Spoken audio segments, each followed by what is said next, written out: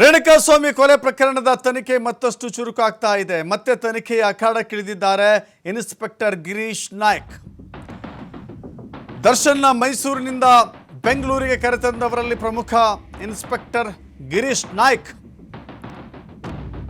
ಯಾಕೆಂದ್ರೆ ಒಬ್ಬ ಸ್ಟಾರ್ ನಟನನ್ನ ಸುಲಭವಾಗಿ ಅರೆಸ್ಟ್ ಮಾಡೋದು ಸಾಧ್ಯವಿಲ್ಲ.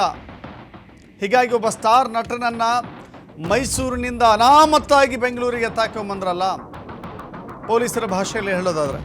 ಸೊ ಅಷ್ಟು ದಕ್ಷತೆಯನ್ನು ಹೊಂದಿರುವಂಥ ಅಧಿಕಾರಿ ಗಿರೀಶ್ ನಾಯ್ಕ್ ಚುನಾವಣೆಯ ನಿಮಿತ್ತ ಕಾಮಾಕ್ಷಿಪಾಳ್ಯ ಠಾಣೆಗೆ ವರ್ಗಾವಣೆಯಾಗಿದ್ದರು.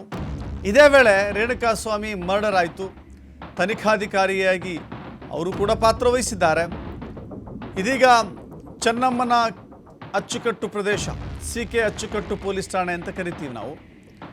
ಚೆನ್ನಮ್ಮನ ಅಚ್ಚುಕಟ್ಟು ಪ್ರದೇಶದ ಪೊಲೀಸ್ ಠಾಣೆ ಗಿರೀಶ್ ನಾಯ್ಕ್ ಅವ್ರನ್ನ ವರ್ಗಾವಣೆಯಾಗಿತ್ತು. CK ಅಚ್ಚುಕಟ್ಟು ಪೊಲೀಸ್ ಠಾಣೆಯಿಂದ ಇದೀಗ ಅವರನ್ನು ತನಿಖಾಧಿಕಾರಿಯಾಗಿ ನೇಮಕ ಮಾಡಲಾಗಿದೆ. ಈ ಹಿನ್ನೆಲೆ ACP ಚಂದನ್ ತನಿಖಾಧಿಕಾರಿಯಾಗಿ ನೇಮಕವಾಗಿತ್ತು. ಇದೀಗ ಸಹಾಯಕ ತನಿಖಾಧಿಕಾರಿಯಾಗಿ ಗಿರೀಶ್ ನಾಯ್ಕ್ ನೇಮಕಗೊಂಡಿದ್ದಾರೆ. ಈ ಪ್ರಕರಣ ನೋಡಿ, ಪೊಲೀಸರ ದಕ್ಷತೆಯ ಬಗ್ಗೆ, ಪೊಲೀಸರ ಪಾರದರ್ಶಕತೆಯ ಬಗ್ಗೆ, ಪೊಲೀಸರ ನಡವಳಿಕೆಯ ಬಗ್ಗೆ ಅನೇಕರು ಅನುಮಾನವನ್ನು ಅನೇಕ ಸಂದರ್ಭಗಳಲ್ಲಿ ವ್ಯಕ್ತಪಡಿಸ್ತಾರೆ.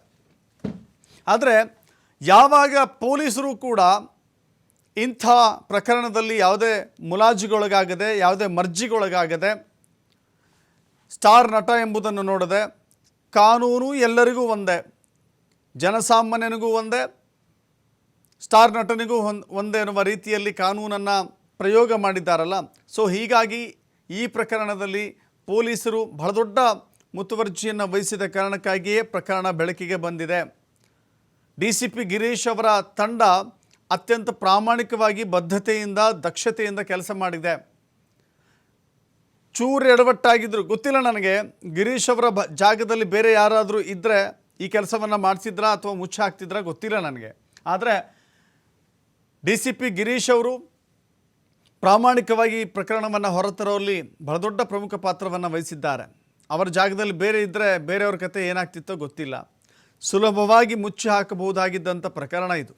ಅದನ್ನು ಅತ್ಯಂತ ಪಾರದರ್ಶಕವಾಗಿ ತನಿಖೆ ಮಾಡಿ ಯಾರು ತಪ್ಪಿತಸ್ಥರಿದ್ದಾರೆ ಅದನ್ನು ಕೂಲಂಕುಷವಾಗಿ ನೋಡಿಕೊಂಡು ಸಾಕ್ಷ್ಯಾಧಾರಗಳನ್ನು ಕಲೆ ಹಾಕಿ ಆ ನಂತರದಲ್ಲಿಯೇ ದರ್ಶನ್ ಎಂಬ ಸ್ಟಾರ್ ನಟನನ್ನು ಅರೆಸ್ಟ್ ಮಾಡಲಾಗಿದೆ.